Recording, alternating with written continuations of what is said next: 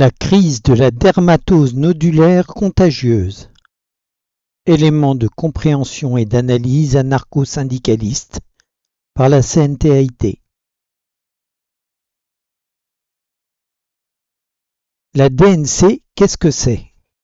Il s'agit d'une maladie virale affectant les bovins et provoquant de la fièvre, des nodules et lésions nécrotiques sur la peau, de l'anorexie, une chute de la lactation et la mort dans près de 10% des cas. La transmission se fait à l'occasion d'un repas de sang des stomox et tans, mouches piqueuses. La maladie n'est pas transmissible à l'homme, que ce soit par contact ou par consommation de produits bovins. Les médias rabâchent en boucle que face à la dermatose nodulaire contagieuse, il n'y a pas d'autre alternative et que les mesures d'abattage total s'appuient sur des normes internationales fondées sur des études scientifiques. C'est à la fois vrai et faux. Il est vrai que c'est ce que recommandent les normes internationales, Code sanitaire des animaux terrestres de l'Organisation mondiale de santé animale, OMSA, ex-OIE, reprise dans la réglementation européenne, qui est seule compétente en matière de règles vétérinaires dans les 27 membres de l'Union européenne.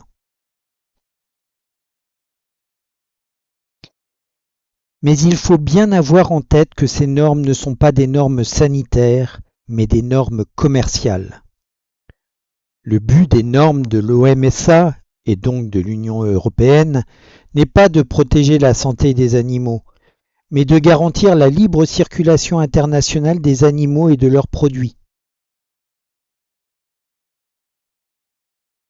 Ces normes sont définies dans le Code sanitaire des animaux terrestres et aquatiques, dont le site de l'OMSA nous dit lui-même qu'il s'agit de normes pour un commerce international sûr des animaux terrestres et aquatiques et de leurs produits. L'Organisation mondiale de la santé animale est l'une des 3 organisations sœurs, avec le Codex Alimentarius de la FAO et la Convention internationale pour la protection des végétaux de la FAO, qui sont reconnus par l'OMC, l'Organisation mondiale du commerce, pour établir des normes qui permettent de mettre des limites au principe de libre-échange total des produits. Ces limites au commerce international sont définies dans l'accord SPS, Sanitary and Phytosanitary, qui établit un cadre multilatéral de règles et disciplines pour orienter l'élaboration, l'adoption et l'application des mesures sanitaires et phytosanitaires afin de réduire au minimum leurs effets négatifs sur le commerce. Ces normes sanitaires ne visent donc pas à protéger la santé des animaux ou des hommes, mais à s'assurer que les échanges internationaux de produits agricoles ou alimentaires se font sans distorsion de concurrence pour des motifs sanitaires.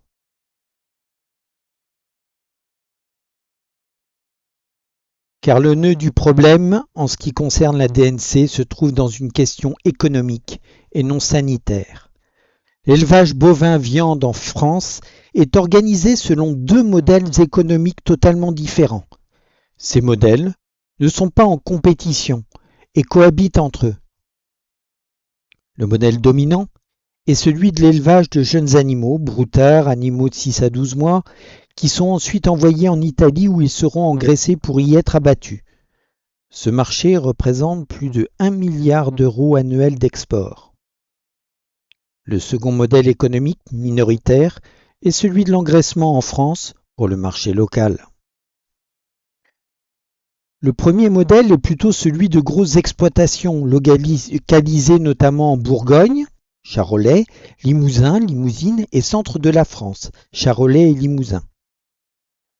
Le président de la Fédération nationale bovine, FNB, est un de ces gros producteurs dépendant de l'exportation de ces broutards vers l'Italie.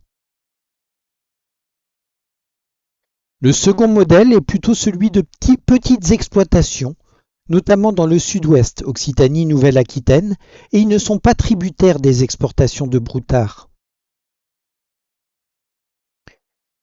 L'irruption de la DNC fait que les exportations de broutards vers l'Italie ont été suspendues dans un premier temps et aujourd'hui restreintes selon les zones. La vaccination généralisée entraînerait aussi une entrave à l'export vers l'Italie.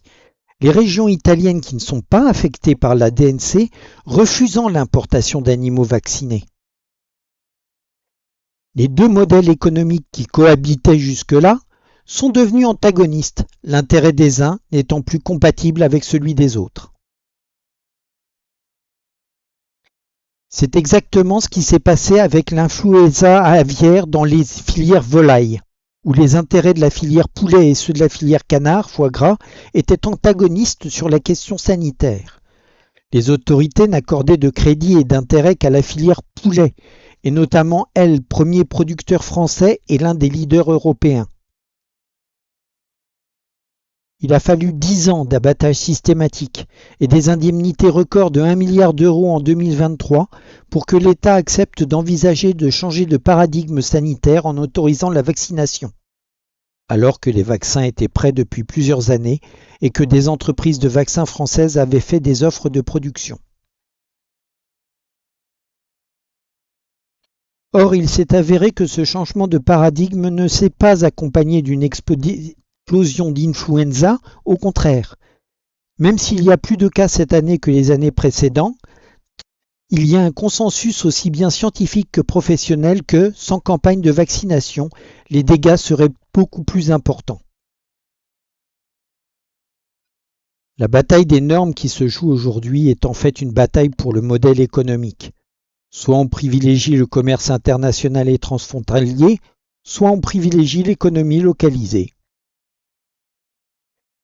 Le modèle économique dominant, celui du capitalisme libéral et globalisé, oblige à adopter des mesures qui passent par l'abattage total dans l'espoir d'enrayer la diffusion de la maladie et de circonscrire la maladie à certaines zones localisées. Donc, quand on entend des scientifiques dire « on n'a pas d'autre alternative », c'est vrai. Dans le système économique capitaliste libéral, on n'a pas d'autre alternative. Mais si on opte pour un autre système économique, la vaccination généralisée est aussi une solution scientifiquement possible. L'argument de dire que si on n'abat pas totalement, on risque de voir nous mourir demain 1,6 million d'animaux du fait de la maladie est vrai si on ne vaccine pas, mais faux si on vaccine. La vaccination réduit la mortalité des animaux. Ils seraient certes porteurs du virus, mais pas morbides au point d'en mourir.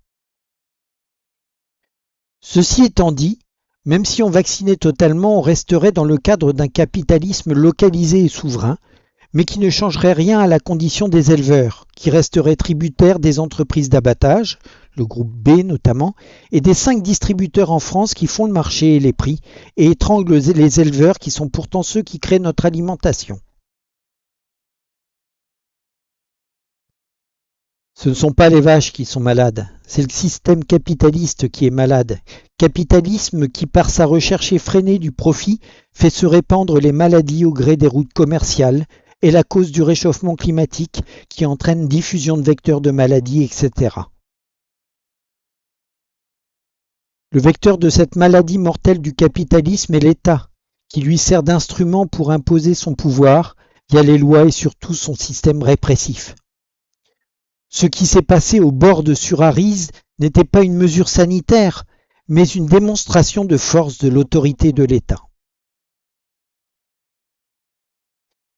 Si on veut vraiment protéger la santé des animaux, des plantes, des écosystèmes et des humains, ce ne sont pas les vaches qu'il faut abattre, mais le capitalisme mortifère et son instrument de pouvoir qu'est l'État. Merci. Voilà, c'est fini.